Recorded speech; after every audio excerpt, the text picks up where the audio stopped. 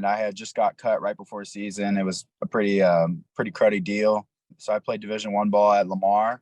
I was in like the 88 to 93 range, I'd say. My last pin was last week. I sat 93 to 94. I popped a 5 in warm-up, so I wasn't even filming it. And I was like, oh, what the heck? And this is all in an indoor, so I was really, really surprised. And my second throw was like 96.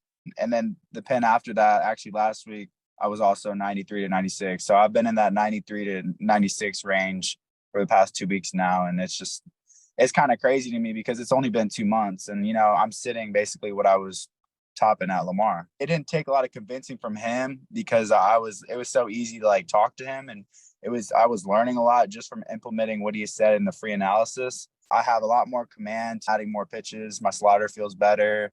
What I could say about you is that you definitely devote a lot of your personal time and you're very responsive, which is great.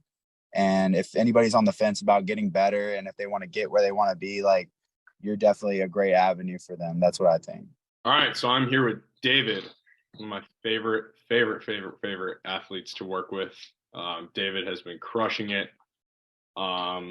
David, I'll just kind of pass it off to you, brother. Tell me a little bit about you kind of getting introduced to me, where you were at before we started working together, obviously, and then tell myself and the people a little bit about where you're at right now. For sure. No. So when I first texted Jack, it was like on Twitter. It was his mechanical analysis thing, and I had recently actually just got cut on. So I played Division I ball at Lamar, and I had just got cut right before season. It was a pretty cruddy deal. And I was a pitcher and a hitter. And this is like my first true year of pitching. So I was just a guy that kind of just threw hard before, honestly, on the mound. Didn't really know where it was going, didn't have really many pitches either. I just had a slider and a fastball. And I was in like the 88 to 93 range, I'd say, like before I started training with Jack. And so just not a lot of consistency up there. But basically I took the mechanical analysis and I was like listening to Jack and what he had to say about my pitch and my throw. And I really liked what he was saying. And, obviously like it's a free analysis. So I was like, I'm going to take exactly what this guy's saying. He knows exactly what he's saying. And I didn't know a lot about pitching. So I was kind of just taking it all in and trying to, mimic it myself. And basically, it didn't take a lot of convincing from him because it was so easy to like talk to him. And I was learning a lot just from implementing what he said in the free analysis. So I was like, you know what, like I want to take this step with, pitching, and I want to get a lot better and I want to throw harder and I want to learn how to pitch, so that's pretty much all it took for me to just like, this is going to help me.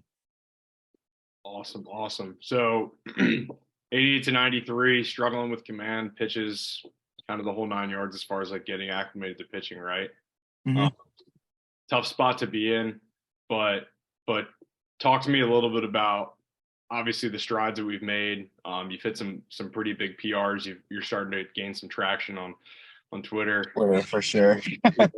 People are texting me every day like, who the hell is this guy? Like, so just talk to me a little bit about like, where you're at velo wise and just like how you're feeling. Yeah. So, right now my last pin was last week, and it was kind of crazy to me because I was just thinking about it afterwards. I sat 93 to 94. I popped a 5 in warm-up, so I wasn't even filming it. And I was like, oh, what the heck? And this is all in an indoor, so I was really, really surprised. And my second throw was like 96. So and then the pin after that, actually last week, I was also 93 to 96. So I've been in that 93 to 96 range for the past 2 weeks now. And it's kind of crazy to me because it's only been 2 months, and I'm sitting basically what I was topping at Lamar. So, and I have a lot more command too for the most part, and I'm adding more pitches. My slider feels better, and it's all just it's been a process, but it's going really well so far. Hell yeah, love it. Yeah.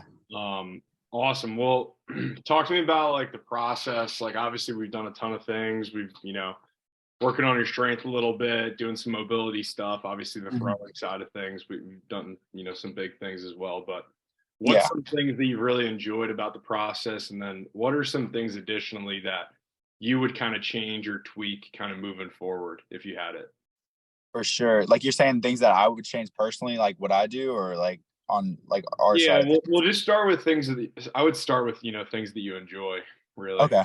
Yeah. No. So I mean, I definitely enjoy how like just learning the mechanics of everything. Like you can attest to it. Like I text you all the time about like, does this look right? Does this look right? But it's been fun because I'm not a pitcher. This is my first true year of pitching, so I'm really like figuring out exactly like how my body wants to move and how I can get the most out of it. And you've definitely helped a lot with that process. So I've definitely enjoyed that the most, just like dicing down the mechanics and figuring out how my body works better. Awesome, awesome. And then things that you would change. Would change for me personally. I love to rip a lot, so I definitely get a little too excited on the lower intensity days. I would change how hard I throw on the lower intensity days. Yeah, so just So, regulating intensity. Yeah. yeah, exactly. Not getting too excited to throw hard. Yeah. For anyone watching, I'll get like on a low intense scheduled day, I'll get a video from David. He's freaking grunting on the mound. But I love intense, never been an issue for him, which is great. No, no, Awesome. So like what would you say to someone who's maybe in like a similar spot to you? They're just kind of struggling, they're just kind of stuck. And maybe they've explored like remote training or working with a coach one-on-one before, but they're just kind of apprehensive. They don't really know what they're getting into. So what would you say to someone like that who, they want the help, but they're just kind of unsure right now?